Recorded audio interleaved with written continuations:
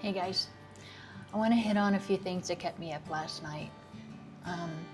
This mental health thing, it's no joke. I'm sure you're going through a few things right now, or that you have been going through, that you're thinking, like, I'm really struggling. I'm not going to make it. The stress of the unknown, the worry about tomorrow. You have that desire to rise up above it all, but you don't know how. And, I hear you. We're there too. We've been there several times. The last few weeks have been quite life-changing for us. We've had to hold on to each other and allow God to hold us in His mighty arms. A few weeks ago, on our journey across the country, the first night of our journey, we experienced a terrifying event. We were supposed to only stay at our host for one night, and we ended up there for 4 as we were trying to figure everything out. The team, they were amazing there at the ranch. They took us in. We were drenched from walking in the pouring rain. They fed us a meal, got us warm and dry clothes. And we'll be sharing more about that event as we figure out how to put things together. It was quite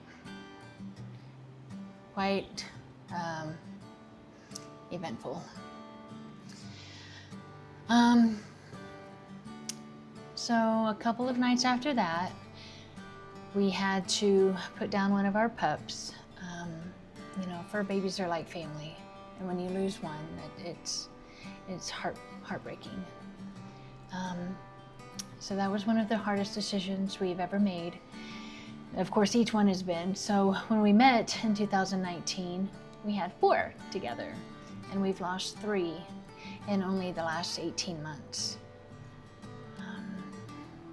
So once it came down to leaving that place, it was seriously like a little piece of heaven on earth. And we are grateful we now have friends for life from that place, from that journey. So we had to reroute the rest of our journey, going across the country to guarantee that we make it safely in the time frame that we had. The urgency of switching several host locations with such short notice, on top of working full-time, in the addition to the events that recently unfolded, Stu had another seizure.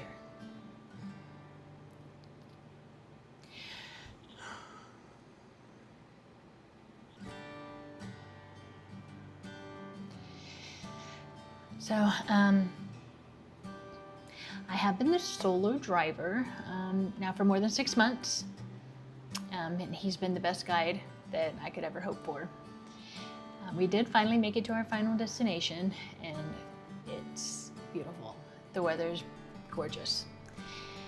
Of course, we'd enjoy it a bit more if we were in our own home with all of our belongings, of course, but as you can see, we're in this bare apartment.